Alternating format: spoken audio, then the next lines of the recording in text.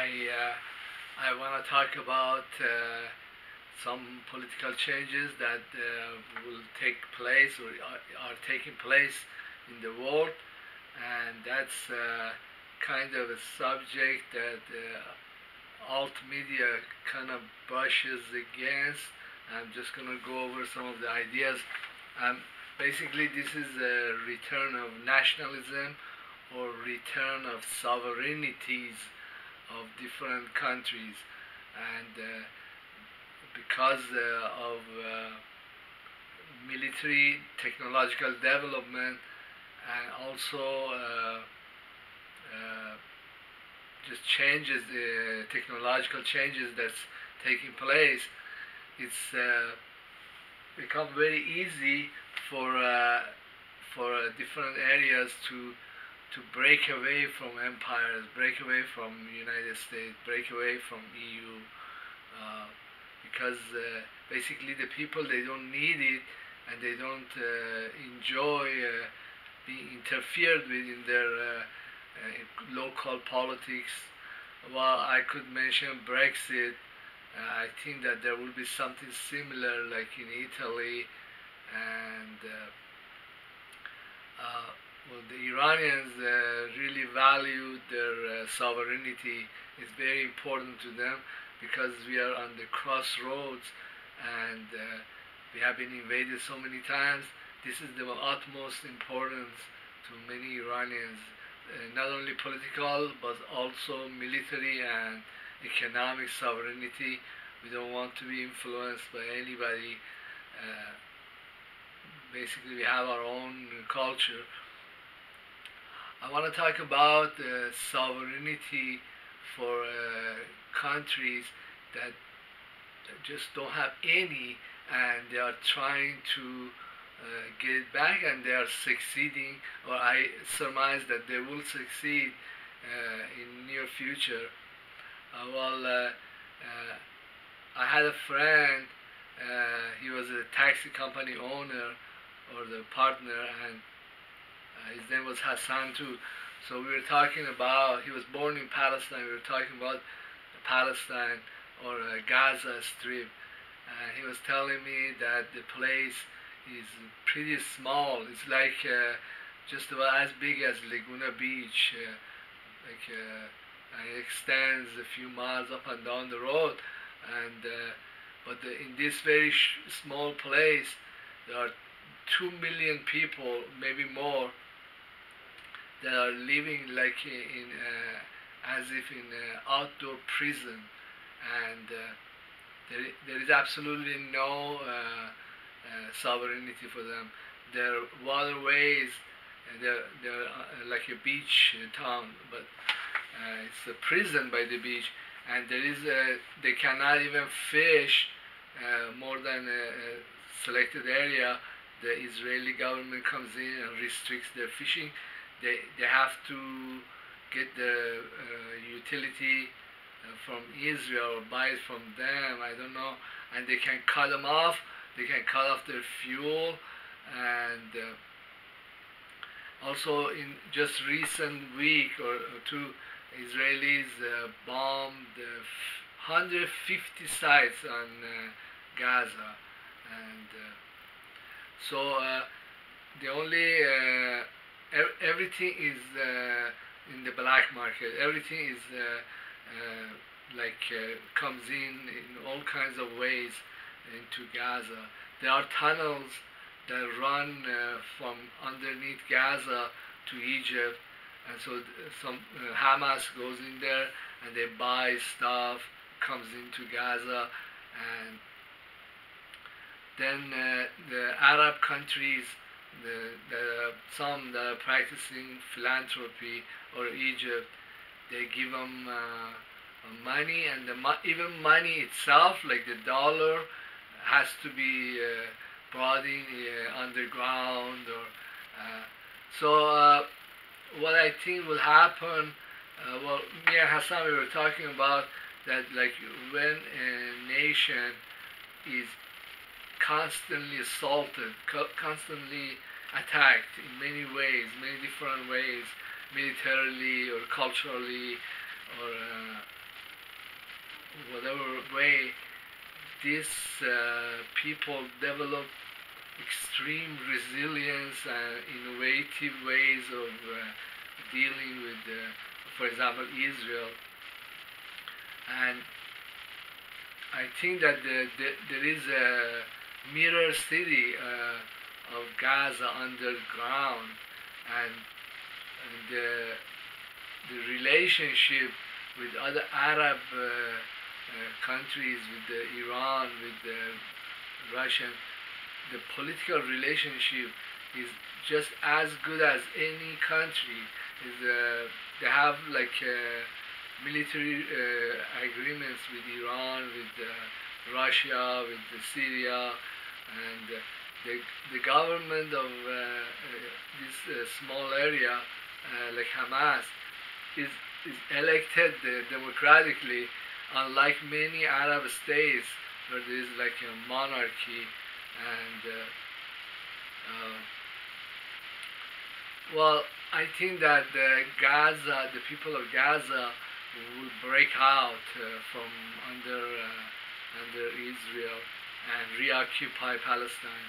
And this might sound like a pipe dream to many, but it's not. I was watching video about recent event. It showed the video showed that there was an Israeli bus was bringing the soldiers to the wall, and then the Hamas soldier shot it with the anti-tank rifle and completely destroyed it. So who knows how many anti-tank weapons are in Gaza under the ground, and then I don't know. Israel manages to bomb many sites in Gaza. 150. That's a lot of sites, but they don't advertise that there is. I surmise that there is anti-aircraft or Stinger-type missiles that that Hamas has. Well, actually, Iran has manufactured many such weapons. Well, Iran is more vulnerable, and many engineers have produced many anti-aircraft systems, and I don't know if F-15s can bypass these systems or handheld systems that they might have. But then this whole area comes under anti-aircraft fire that's very close by in Syria, and I don't know what Hezbollah has up north. Well, as things progress and the radar range of these anti-aircraft systems grow and they envelope all of Israel, then I don't know if the Israelis will be able to come in and bomb all these places. And then on the Mediterranean side, there is the Russian military, and they have, well, I heard report that they have anti-aircraft which are on the ships, and the electronic warfare systems that jam drones. And well, actually I heard that on Tartus the Russian military killed off 50 drones. Well, then they came out and said, no, it's not 50, it's 13. Well, then there were some other reports that they killed off 6 U.S. plane or drones. These systems, as they become operational, well, then it's basically like shutting down Israel Air Force and prevent them from flying over Gaza and bombing it. Then I think they're resorting to drones, and then I don't know what systems they have. But what I think will happen is that this there is a convergence point at some point these handheld systems or anti-aircraft different systems that there might be, they will become a match for the Air Force, Israeli Air Force. And then also under the Gaza, there is safety. You can bomb outside, but the people who have escaped to the underground, and there is no killing them off or whatever supplies or whatever. And if Israel wants to go after them, it will be a very high casualty of Israeli soldiers. I think at some point Hamas is going to break through the wall. But even before that, a lot of these little cities around Hamas are at the mercy of the Hamas rockets, and small cities, they don't have an Iron Dome, and I think a lot of Israelis have moved away, and these are just names on the map. And there is like Ashkelon and there is such a thing. But I don't think that the ordinary people really want to live like that. I wouldn't want, but what I'm saying is that as the humanity or many countries become integrated economically, militarily, and technologically, it becomes very hard to sanction a given nation. Also, militarily, next to impossible to cordon them off and make them into an outdoor prison like Israel has done. I think it's just a matter of time and gradual progression that these areas will come again under the occupation of Palestinians. I don't know how things will unfold, but I won't talk about the rockets. They constantly talk about those, and everything is progressing. Iran has rockets that are hypersonic and they are stealth, and if they shoot them as volleys, many rockets, there is no stopping them. The same goes ditto. And then because these people are living like in a prison, basically, and they're getting bombed all the time, the desire and dedication and also the money and philanthropy of foreigners or other foreign militaries is so much that I think there are many innovative ways and many byways to get around Israel. I think that we are seeing the end stages of this charade we call Israel. And then sovereignty is returning to other countries that they had lost some sovereignty. For example,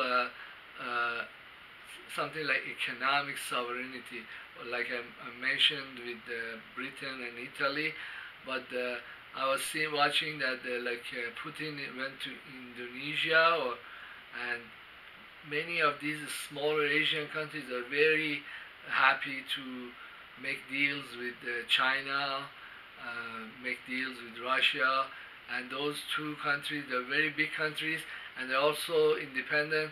Their economic or political or military philosophies or policies are not influenced by the United States.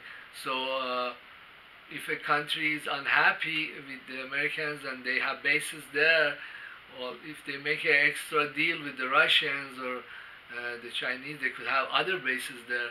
And I don't know, with the dollar collapsing, what will happen to these bases and these soldiers, but this is the form of regaining sovereignty or kicking out the Westerners because there are other systems, other companies, other technologies, other forms of money that's readily available and comes from other parts of Asia, is not restricted. You don't have to drop ship it from the United States.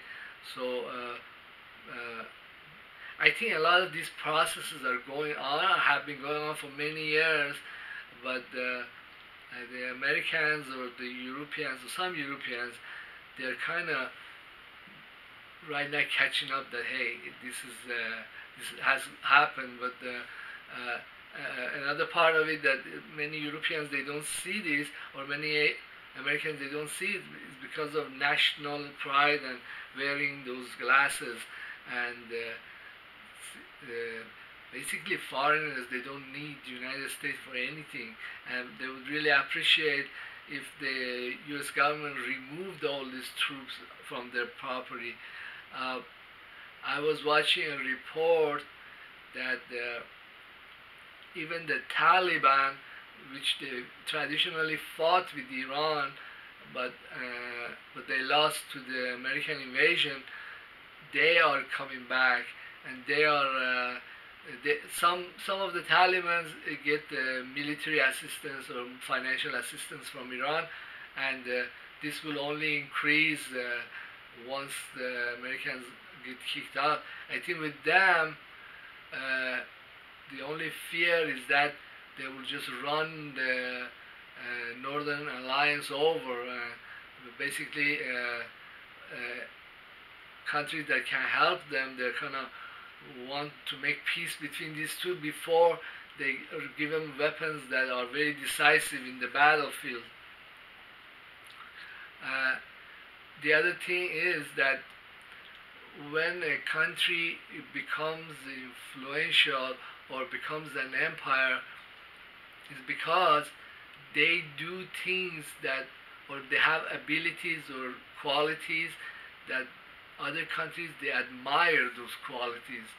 Like the Russians, they're making peace between different regions. Like they sponsor peace conferences or peace brokering in Syria, and the same goes with Afghanistan. They help the underdog. This is not the case with the United States. It is the aggressor. U.S. is the one instigating wars. Well, another country that doesn't do that, then they become someone that the world seeks to become friends with. And many of these ideas and processes are very old. Well, the Iranian Revolution happened like 40 years ago, and this business of sanctions and dismantling and ruining other countries has been going on for many years. The U.S. was able to ruin Iraq and Afghanistan and Yemen and Libya, but hey, every dog has his day.